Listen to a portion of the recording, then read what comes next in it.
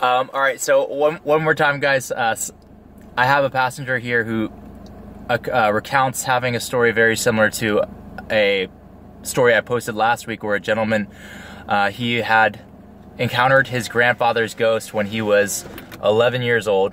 And basically, the night that his grandfather passed away, he said that his grandfather's ghost had sat next to him and actually told him that he was going away and he wasn't coming back. And he actually kissed the 11-year-old boy on the head, and that was the same night that he had died. He had died a few hours prior. And so I actually have a passenger in the back. Let's just call her M.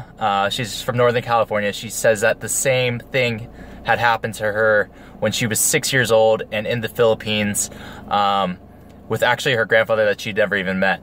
So go ahead, Em. So it was a few days after my grandfather's funeral, and I was in the hotel room with my mom. It was just us two, and she was in the bathroom. And I remember being on the bed and seeing my grandfather there next to me.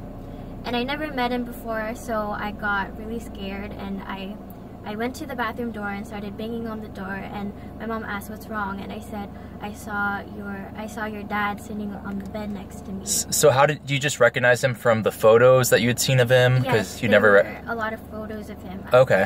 What did the ghost, he appeared solid, almost like a normal person, yeah, or? He was solid.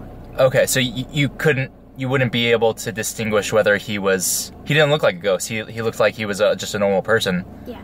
Okay, and then I guess you don't really remember if he disappeared or anything like that, or? No. Okay, because you were just really young. You were like 6 years old. Mm-hmm. Okay, that's perfect, because that's basically the same thing that my former passenger had said.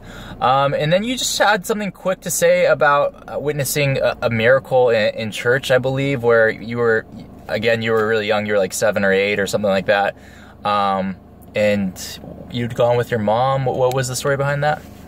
We went to this church in Vallejo because a man was going to be there, and he was known for healing people. Mm-hmm. I remember sitting in the church, and there was an old woman sitting at the front of the church, and he was praying with her, and she was in a wheelchair, and all of a sudden she just stood up, and she started walking normally. Did the church get really excited as a result of that? Yes, or they did. Okay, everyone started clapping, yeah. and praising God, and yeah. And then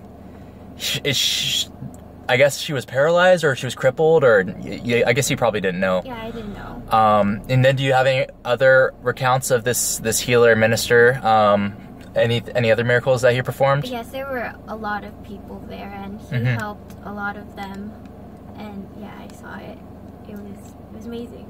But that was the most memorable one. Was this woman in a wheelchair just popped right up after he prayed over her, Yes. and she was okay? Okay. Yeah. All right, awesome. All right, thank you so much, Em. All right, I'm going to end it right there, guys. Bye.